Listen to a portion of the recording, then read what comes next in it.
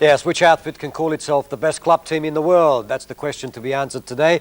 Good afternoon to you all. Welcome to the World Game and to our live coverage of the 32nd Intercontinental Final, known for the past 13 years as the Toyota Cup. Our panellists today, former national coach Rale Rasic, from SBS Radio Tony Palumbo, and former Australian captain Johnny Warren. All here. Good afternoon, gentlemen. Yes, great to see you. It shapes up as a good match. Before going further, let me invite you to pick the score on today's match after 90 minutes.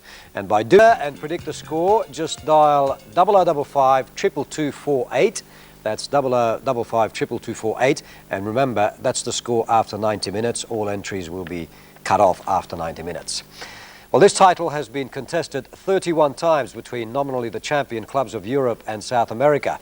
Real Madrid were the first to win it in 1960, but then came the South American surge with Peñarol and the Santos of Pelé.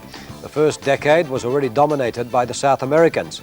In the 70s, the trophy was not played for twice, but again, on balance, the South Americans won more titles, despite the European golden eras of Ajax and Bayern Munich. 1979 saw the first and only Paraguayan club to win it, that was Olimpia. In the 80s and the 90s, it was all held in Tokyo, with the South Americans dominating the early years, a magnificent Flamengo among them. Juventus, AC Milan and Red Star Belgrade gave Europe some supremacy before São Paulo last year proved against Barcelona that Brazilian football is still alive and kicking. In all, South American clubs are ahead, having won 18 of the 31 titles so far. So a fabulous record by the South Americans. The Europeans still have a lot of catching up to do. Tony Palumbo, I'll ask you, this is a new Milan really compared to last year, but they did it twice in the 80s. But Barcelona, what a fabulous team they are, couldn't do it last year against São Paulo. What do you think? Well, I think usually, and as the record shows, South American teams seem to get there more prepared than the Europeans. For instance, this year as well, São Paulo have been there for quite some time. AC Milan only arrived on Wednesday. So far as the changes in AC Milan, there are two components. First of all, Rijkaard and Hullit gone, plus this incredible list of players which are not available for injury: Van Basten, Lentini, Boban, Eranio and Laudrup, plus Savicevic, who won't be playing today. There was some doubt as to whether he was suspended or not. UEFA finally said he wasn't, but it was too late for Capello to change his lineup. I still think, really, this is a fabulous team, this São Paulo team, if we go on what they did last year and also in the Libertadores final against Colo-Colo. Rai is gone now, the captain of Brazil has gone to Paris, but do you think that's going to make a big dent in this team? If 8 or 9 changes to AC Milan doesn't make so much difference, why should one Brazilian make so much difference? I think it's a question of two great clubs of the world football and two clubs of two contrasts. Yeah. Because AC Milan is definitely drilled, magnificently drilled team, which means business, everything. And South American have still that tendency to play that ball, like chesting the ball in a net and doing a skill to extremes. So I still feel it will be a great deal of contrast, but it's one of those things that you have to win. We are looking for a winner, and very difficult to predict. Well, I'll ask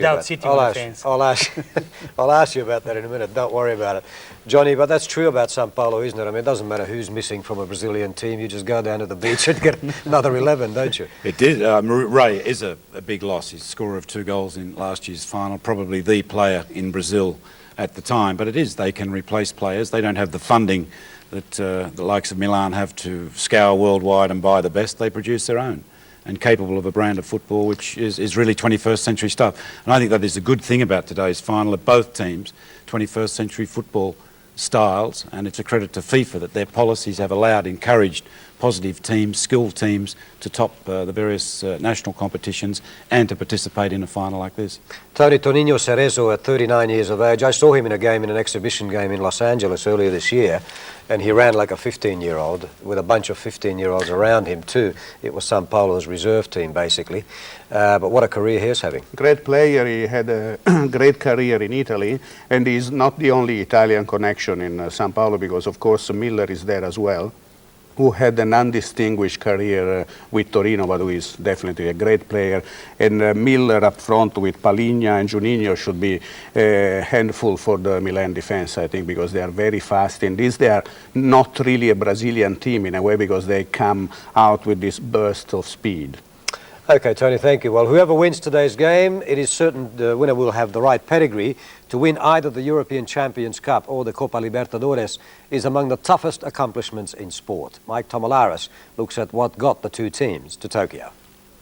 AC. One of the best performances you're likely to see in recent years in world football, a most accomplished performance in that Libertadores final by São Paulo. Now, against that, Rale Milan will be lining up, and we've been used to seeing them almost conditioned as part of the furniture in football, were the three Dutchmen who've played for Milan over the last few years. They're all gone now. Van Basten is left, but he's injured. He may not play again, in fact, by the way. That's horrible news. So how do you class this Milan without those legendary Dutchmen?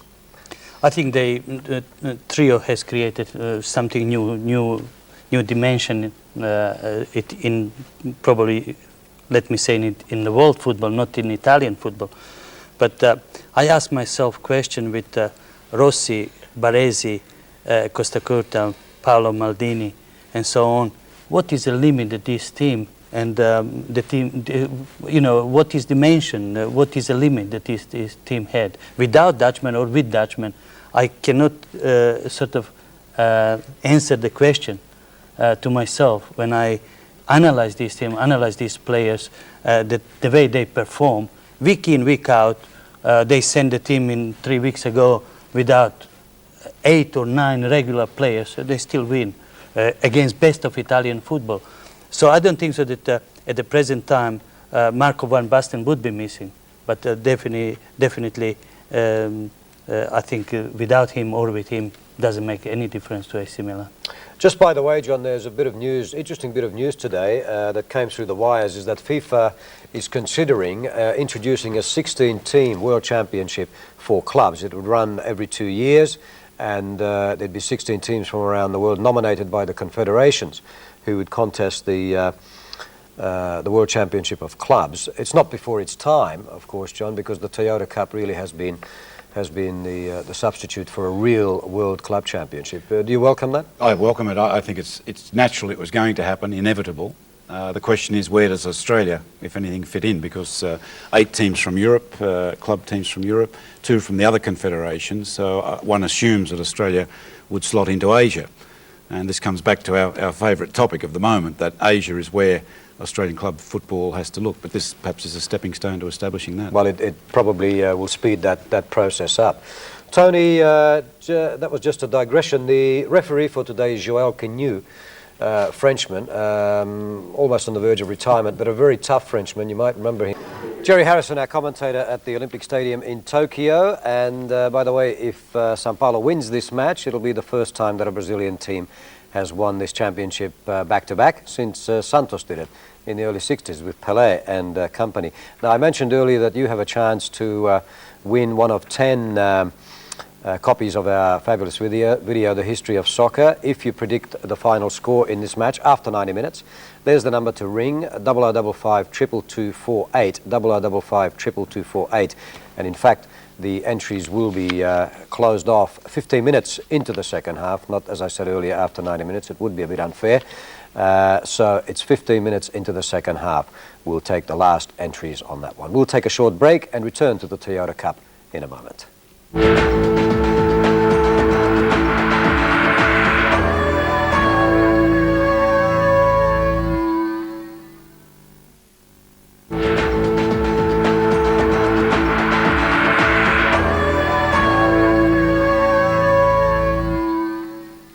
Welcome back to our live coverage of the 1993 Toyota Cup final between AC Milan and São Paulo. São Paulo leading after the end of the first half, 1-0. Palhinha the scorer in the 20th minute. Johnny, impressions of the first half? It was looked like all Milan, but it's São Paulo who's got the goal on the board. Well, it was, Les. It was all Milan, but São Paulo not even half a chance and they score. To me, it's been a game of fullbacks. The Maldini-Cafu battle on the other side of the field, where Cafu has been man of the match for me so far, has been absorbing, and also the lack of Panucci, and Tony can probably tell us a bit more about it, the right full-back for Milan hasn't been contributing in any sense in an attack, and I think that's taken a little bit away from Milan's game. Tony? Yeah, that's absolutely right. You got this 19-year-old. I mean, about 14 months ago he was playing for the Genoa Juniors, and now he plays in an Intercontinental Cup. He's not playing the way he has been playing in the last few weeks for AC Milan.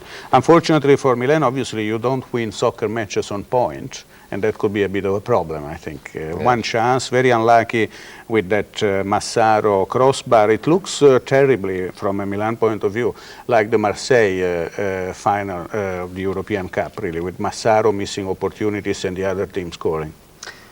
Rale, your impressions? Firstly, Rossi must have a good warm-up during the interval. He hasn't touched the ball except picked up the ball. And 4-1 chances, scoring chances, must worry Milan's coaching staff. They dominated for 45 minutes out of 45, but it's a marvelous game from both ends, from one end of the field to the other. And it's so many marvelous moves, that copybook moves that really, what the example for teaching soccer. It's just absolutely brilliant. Okay. Distance. Well, there's nothing more embarrassing than if you pass the ball and then the other guy misses it, and that can be very, very painful. So what about São Paulo, John? Tele Santana obviously would be happy with the scoreline, but territorially we all confessed that Milan had the better of play. And I think will be more of the same, Les. The only change, as Jerry alluded to during the commentary, is Juninho coming on for Cerezo, perhaps just to freshen up the midfield. We were talking off screen that this Juninho was eligible for the 1993 World Cup team here for the World Youth Championship, not even considered in the top 60 players, and there he is commanding a first-team place in São Paulo. It's quite stunning. Yeah. So nobody knew about him. What about the business with Toninho Cerezo, Tony, being the old legs? I mean, is he likely to? You've got Baresi at the other end, a couple of experienced players there. I mean, is Toninho Cerezo likely to run out of legs? I don't think he would, although I find it very difficult to judge a midfield watching a match on television, you know. You never know what he's doing when the ball is somewhere else. But if he's in the team, obviously he's good enough. He's not there on past history, and he might last the whole match. I really wouldn't know. The value of him to the team, really? I think we are always making excuses and looking for younger players. Wherever you analyze these players in their late 30s, they are masters of pacing themselves, they are masters of controlling the game, and they are usually best players and most matured. If you can recall Bobby Charlton, when he played in Australia at 41, 42, he was sensational. And I don't think so that age should ever come into it. I think he is a genius. He's playing at the top level for past 25 years. So why shouldn't he continue playing here for another 45 minutes? Absolutely. I'm going to put you on the spot as to how this might turn out. I didn't do that before the game, but now you've seen the teams, their strengths, their weaknesses. Who's informed? John, how do you think it'll go? First. Well, I'm not pro-Brazilian. We can all copy you, I'm John. not anyway inclined towards Brazil. But if we saw more of the first half type of game, you would think that Milan would take the chances and be able to win. But I'm not giving you an answer. I can't really. Tony? Well, can you give me a fence to sit on? You have a fence to sit on. That's where you live, isn't it, Tony? Just to Milan, they need Maldini more in the game, don't they, Tony? I mean, he's such an integral part of their attack that confrontation with Cafu really's taken a lot away from him. That's right. I think it's a new experience for Maldini, being under pressure. being marked by right. being marked by a winger. Yeah. What about you, Rale? I made my commitment before the game. I said I'm not going to sit on the fence. They created 4 scoring chances in last 15 minutes of the first half. What pleased me, they became extraordinarily aggressive. They will continue to be aggressive, and they will win this match. What do you think? I mean, has Milan lost something because they were talked about a couple of years ago as maybe the best club team of all time? Now, have they lost that commanding edge that they will beat just anybody with ease? Well, what they've lost, I think, is Rijkaard in midfield, basically. I mean, Desai is a great player, but he's more of a defensive player. and there is only one Rijkaard. I mean, Hullit is a great player too, but up front they haven't missed him as much as I think they are missing Rijkaard in midfield. Rale, how do you handle a club like? How would you handle a team with so many players? Stars. I mean, that must somehow take away from you in the long run. I think it's a matter of dollars, how much they get paid, and probably before they sign the contract, they tell them the rules of the club. And what a thriller! 3-2, and those of you who picked 3-2 to São Paulo are in the bag for and eligible for that prize of that double video, or 10 of them to be won, of course, and you'll be notified by mail. All right, guys, just a quick wrap on that one. A thrilling final, and who would have picked the final score? It was in doubt until the final minute. No one, Les, and just reinforces that it's not boxing. If it was a boxing match on points, it goes to Milan. It wasn't. They took their chances. Out of 2 chances, 3 goals. And in a way, a little bit of justice. They were the champions of South America. Milan were there because Marseille not there, but a first-class game. Tony? Well, I mean, when the clinching goal is scored with the backside, there must be a message there somewhere along the line.